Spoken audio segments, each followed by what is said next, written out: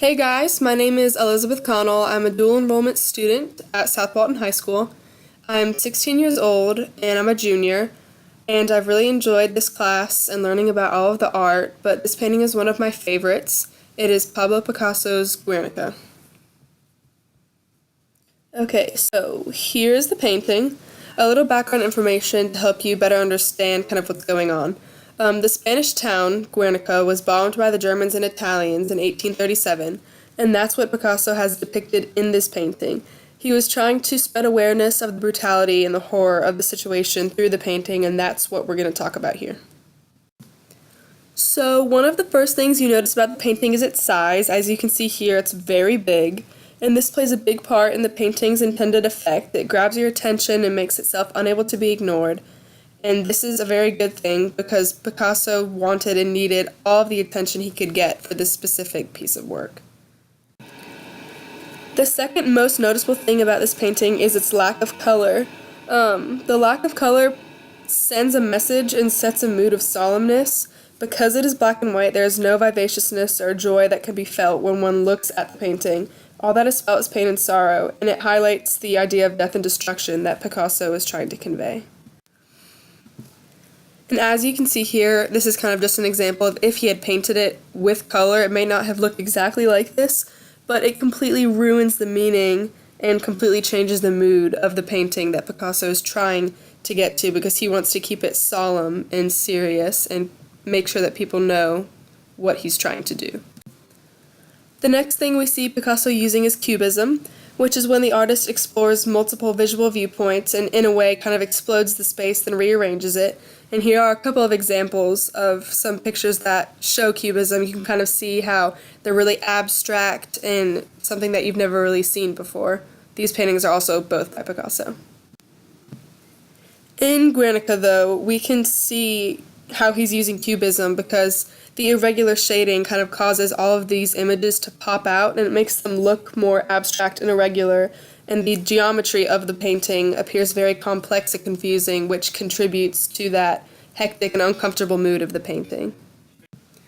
Another aspect of this painting is expressionism, which is conveying an inner psychological state outwardly on the canvas through exaggeration and distortion. As we can see in these pictures like the scream and large blue horses, it kind of just puts all of your thoughts and feelings and emotions onto the painting, which is what we see in Guernica. And by using expressionism, he was able to kind of put us in the minds of the people who were experiencing this bombing. As you can see in the top left corner, we see pain.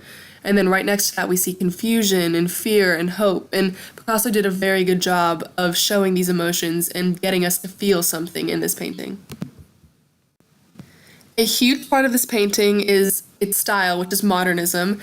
Modernism includes feelings of doubt, fragmentation, experimentation, loss of reliance on authority, and belief in the power of art to change us, which is what we really see a lot in this work here. And as you can see, this painting was painted in 1937, right in the middle of this period. So this feeling of doubt and anxiety kind of plays into expressionism. I mean, we can see in all of the faces here that he's putting all of these feelings of doubt and worry on the faces in these paintings, and the lighting and the harshness of the shapes all contribute to this mood of anxiety and confusion. Experimentation in this era was all about trying new things and making art new, and Picasso uses that tactic in this painting a lot, trying new things that had never been done before. And the fragmentation we see clearly in the cut of how he made his shapes and assembled his objects and bodies. After an occurrence such as a bombing, the Spanish people wouldn't rely as much on their government or their authorities to keep them safe.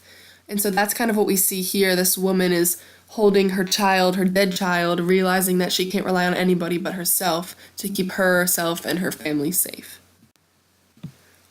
By creating this painting, Picasso is sending a message to people. He is saying, look at these people, look at all this death, all this pain, and all of this destruction. Violence causes more problems. Can't you see that? It's not worth it. And by sending this message through his art, we know that Picasso believes in the power of art to change the world, to change who we are, and to change our perspective. Moving on to the symbolism of the painting, we see four aspects of symbolism, and the first of that is surprise, which you can see in the faces of the cow or the woman with her child, the horse, and the woman out the window because they were completely taken aback by this attack and not prepared in any way. The second symbol we see is one of defeat, and this is shown through the man lying on the ground, cut into pieces with a broken sword clutched in the hand of his severed arm. This is the symbol of defeat that the Spanish experienced because they were absolutely destroyed by the Germans and they had no chance of retaliation, of fighting back in any way, shape, or form. The third symbol we see is shown through the woman crying out with her dead child in her hands and the man in the fire. This is a symbol of pain. With all of the death, destruction, and loss that occurred, thousands of people dealt with unbearable physical and emotional pain, and Picasso showed that very effectively in this painting. The last but most important to me symbolism shown is hope. This woman is holding a candle leaning out the window. Despite the chaos and the raging around here, the fires, the explosions, and everything, she carries a light. This symbol of light and darkness is an amazing example of hope when there should be none. I chose this piece of art because I took a humanities class last semester and I absolutely fell in love with this painting and the message that Picasso is trying to convey, and that he tried to send a message and change the world and change people and spread awareness for this event through this piece of art. I think it's really powerful and I just love the story it tells. And through all of these techniques that we just talked about, Picasso created a work that will live on for a very long time because of its effect on people and of the story that it tells. This message that he speaks is a very important one, and I think it's a beautiful story, and the way that he tells it is just an amazing way.